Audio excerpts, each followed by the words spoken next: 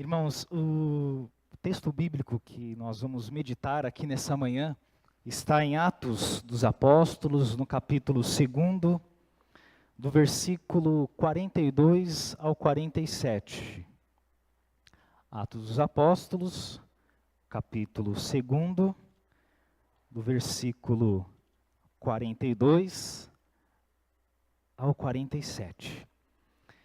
O Senhor tocou no meu coração para que dessemos continuidade ao tema que foi proposto hoje de manhã na escola dominical. Então eu creio que o Senhor vai continuar a falar através dessa palavra com cada um de nós. Eu vou fazer a leitura aqui na versão Almeida, Revista e Atualizada. Mas antes, eu creio que as minhas palavras não podem atingir o coração de vocês. É só o Espírito Santo de Deus que pode. Então eu gostaria de, nesse momento, orarmos para que o Espírito de Deus ilumine a cada um de nós e que Ele fale conosco e nos desafie através da sua palavra. Amém? Pai, em nome de Jesus, nós queremos te louvar, Senhor, e te agradecer, ó Deus, por tudo, Senhor. Pelo grande privilégio que o Senhor nos dá de estarmos aqui nessa manhã, reunidos em comunhão uns com os outros, para orarmos, para te louvarmos e para sermos desafiados pela tua palavra, Senhor. Espírito Santo, eu rogo a ti que o Senhor ilumine a cada um de nós e que o Senhor fale com cada um de nós aqui nesta manhã. Que o Senhor nos desafie através da pregação da sua palavra. Eu te peço, Senhor, em nome de Jesus. Amém. Amém.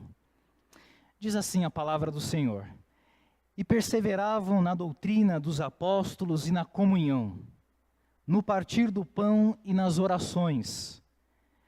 Em cada alma havia temor, e muitos prodígios e sinais eram feitos por intermédio dos apóstolos. Todos os que creram estavam juntos e tinham tudo em comum. Vendiam as suas propriedades e bem, distribuindo entre todos, à medida que alguém tinha necessidade. Diariamente perseveravam unânimes no templo, partiam pão de casa em casa e tomavam as suas refeições com alegria e singeleza de coração, louvando a Deus e contando com a simpatia de todo o povo. Enquanto isso, acrescentava-lhes o Senhor, dia a dia, os que iam sendo salvos. Amém. Palavras do Senhor para nós. Esse texto que nós acabamos de ler, ele é muito profundo e com certeza não tem como a gente esgotar um texto com tantos ensinamentos numa única reflexão. Então eu destaco aqui como um versículo-chave para a nossa meditação nessa manhã, o versículo 42, onde diz: e perseveravam na doutrina dos apóstolos e na comunhão e no partir do pão e nas orações. Guarda esse versículo no teu coração. A palavra-chave que eu destaco aqui é a palavra perseverança. E olhando para o dicionário, eu vi aqui algumas definições de perseverança. A primeira definição é perseverança, permanecer, manter-se firme, ser constante. Essa daqui eu gostei. Nunca desistir. Quando nós olhamos para a vida, a gente percebe que para nós conquistarmos qualquer objetivo, para conquistarmos qualquer projeto e sonho que Deus colocou no nosso coração, a gente tem que ser perseverante. Sem perseverança não dá. Por exemplo, o estudante que está fazendo uma faculdade, para ele receber o seu tão sonhado diploma, tem que perseverar diante de todas as dificuldades que surgem no decorrer do curso, e olha que não são poucas. Acho que os irmãos que estão fazendo faculdade, ou aqueles que já se formaram, sabem o quão difícil é. Um outro exemplo, A família que quer conquistar a sua casa própria também precisa perseverar, mesmo diante de todas as dificuldades que surgem. Eu acho que os irmãos que já passaram por essa experiência de lutar por sua casa própria, sabem o quanto que tem que ser perseverante, o quanto você tem que manter-se constante e nunca desistir do seu sonho. Aquele que está buscando uma nova oportunidade de trabalho, também tem que perseverar, também tem que ser constante, mesmo recebendo às vezes vários não. Tem um provérbio na Bíblia, Provérbios capítulo 25, versículo 15, na versão da Nova Tradução da Linguagem de hoje, eu gosto muito. O autor, inspirado pelo Espírito Santo, ele diz: a perseverança pode vencer qualquer dificuldade. Olha que palavra maravilhosa. A perseverança pode vencer qualquer dificuldade. E pode mesmo, irmãos. Quando nós agora vamos para o texto bíblico que nós acabamos de ler, a gente encontra uma igreja que será sempre um modelo para todas as igrejas. Uma igreja vitoriosa, uma igreja triunfante. E por que isso? Porque essa igreja perseverava em 4 disciplinas espirituais. E quais eram essas 4 disciplinas espirituais que eles perseveravam e faziam com que eles fossem uma igreja vitoriosa? No poder e na força do Espírito Santo. Essa igreja perseverava na doutrina dos apóstolos, perseverava na comunhão, perseverava no partir do pão e perseverava nas orações. E é sobre isso que eu quero falar rapidamente com os irmãos aqui na nossa reflexão, falar sobre essa igreja perseverante que é um modelo de igreja para cada um de nós. A primeira lição que eu tiro aqui no nosso texto é que essa igreja que é modelo para cada um de nós, essa igreja na força e no poder do Espírito Santo, eles perseveravam na doutrina dos apóstolos. E o que é a doutrina dos apóstolos? A doutrina dos apóstolos é o ensinamento de Jesus. É tudo aquilo que Jesus ensinou e ministrou para eles ao longo dos 3 anos que Jesus caminhou com os seus discípulos. Antes de Jesus ser ali condenado à morte na cruz, Jesus ele faz uma promessa para os seus discípulos, conforme está registrado em João capítulo 14, versículo 26, o Senhor diz: olha, o Auxiliador, o Espírito Santo que o Pai vai enviar em meu nome, ensinará a vocês todas as coisas e fará com que vocês lembrem de tudo o que eu tenho dito a vocês, de tudo o que eu tenho ensinado a vocês. Quando a gente vai ali agora para o Evangelho de Mateus, no capítulo 28, Jesus ali tinha sido crucificado, ressuscitou o 3º dia, 40 dias depois, antes dele subir aos céus, ele fala então para os seus discípulos: ide por todo o mundo e pregai o Evangelho a todas as pessoas, batizando elas em nome do Pai, do Filho e do Espírito Santo, e ensinando-as a guardar todas as coisas que eu vos tenho dito. E os apóstolos, então, cheios do Espírito Santo, começaram então a ministrar os ensinamentos de Jesus, e muitas pessoas se converteram, muitas pessoas entregaram a vida a Jesus Cristo. E o que é essa doutrina dos apóstolos? Doutrina dos apóstolos é palavra de Deus para nós, irmãos. É palavra de Deus que nos alimenta, é palavra de Deus que nos traz vida, é palavra de Deus que nos desafia, é palavra de Deus que nos traz direção. Você quer ouvir Deus falar com você? Você quer ouvir Deus te dar uma direção para a sua vida? Vá na palavra de Deus, vá na doutrina dos apóstolos, e você vai ver e ouvir Deus falar com você. Nenhum de nós aqui ficaria muito tempo sem se alimentar. Fica sem receber nutrientes essenciais para o corpo humano durante um tempo, e o que acontece? A gente começa a ficar fraco, começa a ficar doente. Da mesma forma, a gente precisa se alimentar dessa palavra de Deus. A gente precisa se alimentar dessa doutrina dos apóstolos e ver nas Escrituras Sagradas não apenas um livro que contém aquilo que é certo e errado, mas como Deus falando conosco, Deus nos trazendo vida, Deus nos trazendo alimento para a nossa vida. Eu queria propor para você um passo prático. Como que a gente pode perseverar na doutrina dos apóstolos? Durante essa semana, separe um tempo especial para você meditar nas Escrituras Sagradas. Venha na escola dominical e você vai ver o quanto Deus vai falar com você, o quanto o Senhor vai te alimentar e fortalecer a tua fé. Participe de uma unidade de relacionamento e você vai ver ali, reunindo com outros irmãos, o como Deus vai falar com você, o como Ele vai ministrar na sua vida, o como Ele vai te fortalecer através da ministração da palavra.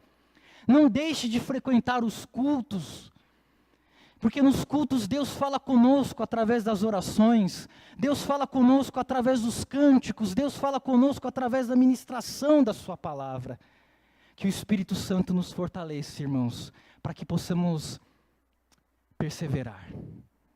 A segunda lição que eu tiro aqui do nosso texto é que eles perseveravam na comunhão. Eles perseveravam na comunhão.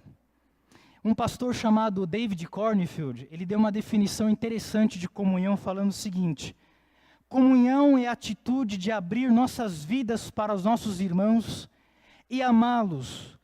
No exemplo de Cristo, a comunhão é a entrega total de uma vida a outra, mesmo sabendo que você pode ser traído. A comunhão ela é tão importante para os discípulos de Jesus, que eu acho muito interessante uma ilustração que eu vi certa vez. Não sei se vocês já viram isso, você pega ali um monte de brasas, e você pega ali, aquelas brasas estão ali acesas, estão pegando fogo, e você pega uma brasinha ali e separa das outras, e coloca ela num lugar separado. O que vai acontecer com essa brasa? Ela vai se apagando. Mas quando você pega essa brasinha e coloca junto novamente com aquelas que estão ali pegando fogo, o que acontece? Ela pega fogo de novo. E assim é conosco, irmãos, na vida cristã. Não dá para ser cristão, não dá para ser discípulo de Jesus sozinho. A igreja de Jesus ela é um corpo, e como corpo nós precisamos perseverar na comunhão e na comunhão uns com os outros. E a comunhão entre os irmãos, a comunhão do corpo de Cristo, ela é tão importante que o salmista, ali no Salmo 133, inspirado pelo Espírito de Deus, ele diz o seguinte: como é bom e agradável viverem unidos os irmãos. É como óleo precioso sobre a cabeça, o qual desce sobre a barba de Arão, e desce para a gola de suas vestes. É como o orvalho do Monte Hermão, que desce sobre os montes de Sião. Ali ordena o Senhor a sua bênção e a vida para sempre. Nós queremos ser uma igreja abençoada, queremos ser uma igreja com vida. Vivamos em comunhão, irmãos. Porque quando a igreja de Jesus persevera na comunhão, mantém-se constante na comunhão uns com os outros, Deus derrama a sua bênção e a sua vida sobre esta igreja. E que o Senhor faça isso conosco, para a glória do seu nome. Queria propor para você mais um passo prático, como que a gente pode viver em comunhão, na força do Espírito Santo, irmão. Não deixe de frequentar os cultos.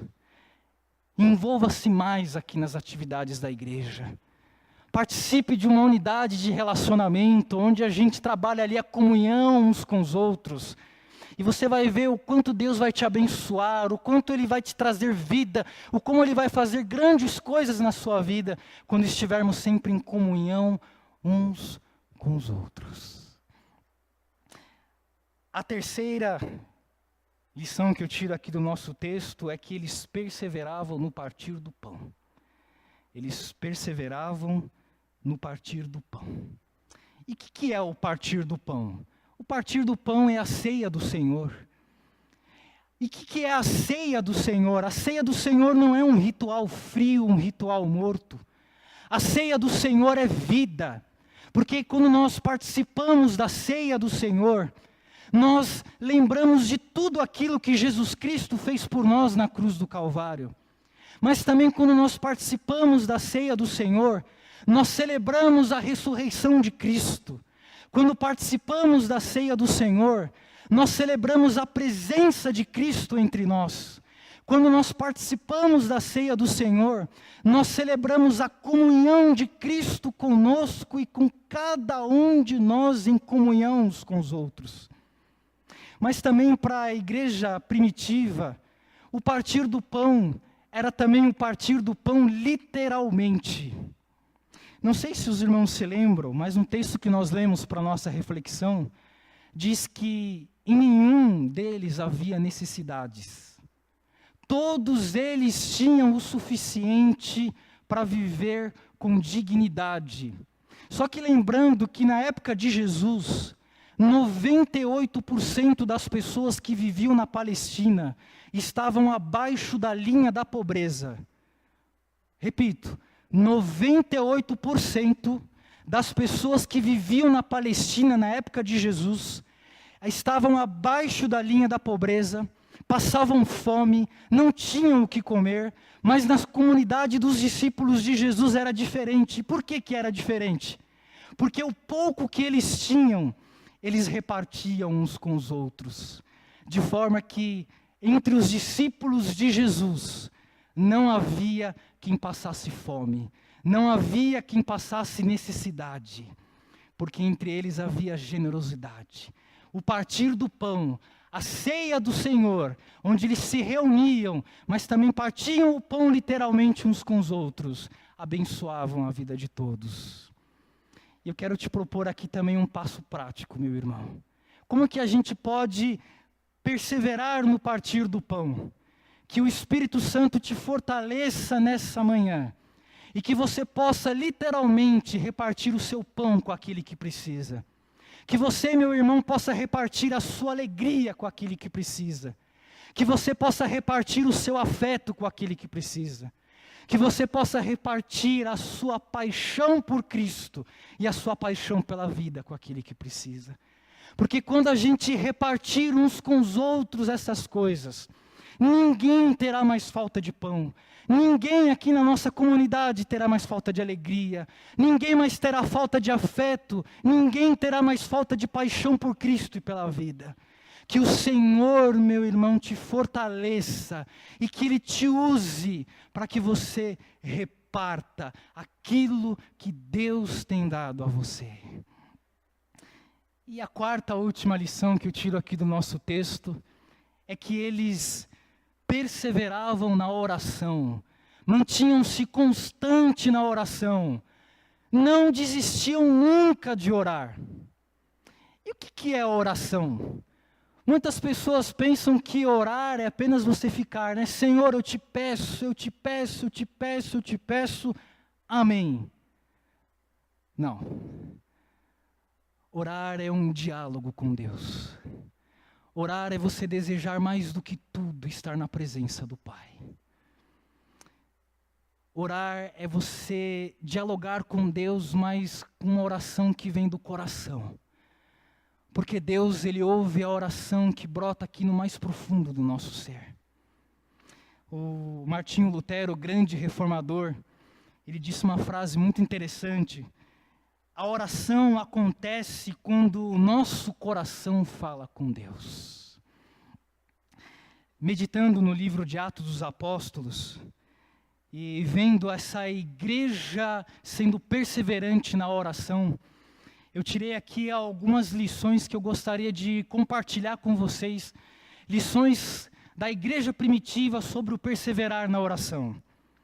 Eu vi que essa igreja primitiva perseverando na oração, que através da oração havia comunhão entre os irmãos. A outra lição que eu tirei é que através da oração o evangelho avançava. Através da oração a igreja perdoava aqueles que a perseguiam. Através da oração acontecia grandes milagres na igreja. Através da oração acontecia livramentos ali na igreja. Através da oração os irmãos ficavam mais sensíveis à voz do Espírito Santo. E assim podiam ouvir a sua direção, seguir a sua direção. Eu aprendi também que através da oração, Deus separa pessoas para a sua obra. Através da oração, pessoas que eram cativos de Satanás foram completamente libertos. E através da oração, Deus libertou muitas pessoas da tristeza, ungindo a elas com o óleo da alegria.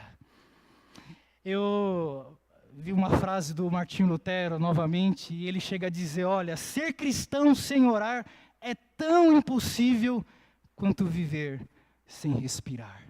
Ser cristão sem orar é tão impossível quanto viver sem respirar. Porque oração é dependência de Deus. Oração é desfrutar da presença gloriosa de Deus. Oração é você entrar no Santo dos Santos. Certa vez eu ouvi uma ministração muito interessante do pastor Ariovaldo Ramos. Ele disse que uma pessoa foi procurar ele e disse, olha pastor, quando eu vou orar, eu procuro orar bem baixinho para que o diabo não ouça as minhas orações. E aí o pastor Ariovaldo disse assim, minha irmã, a senhora está errada. Porque quando nós oramos em o nome de Jesus, nós entramos no Santo dos Santos, nós entramos na presença de Deus. E o diabo não pode entrar no Santo dos Santos. E nós temos esse privilégio, irmãos. Que o Senhor nos fortaleça. E que sejamos uma igreja que persevere na oração. Porque grandes coisas o Senhor fará conosco. Quero te propor aqui um passo prático, antes de encerrar nossa reflexão. Que o Espírito Santo te fortaleça, meu irmão. Para que nessa semana você separe um tempo especial. Não gastar um tempo, porque orar não é gastar tempo. Orar é um momento especial. E que o Espírito Santo te ajude nessa semana a separar um momento especial para que você esteja em comunhão com Ele. Que você possa escolher alguém aqui da igreja, da sua confiança, para orar juntos. Casais, orem juntos. Casais de namorados, orem juntos. Noivos, orem juntos. Vocês que estão casados, meus irmãos, orem juntos. E vocês vão ver o quanto o Senhor vai abençoar grandemente o relacionamento de vocês. Eu quero também te propor para que você frequente o Unir.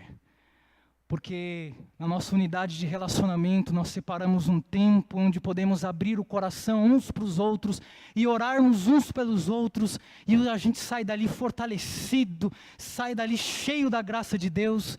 E o desejo do meu coração é que você experimente isso também, meu irmão.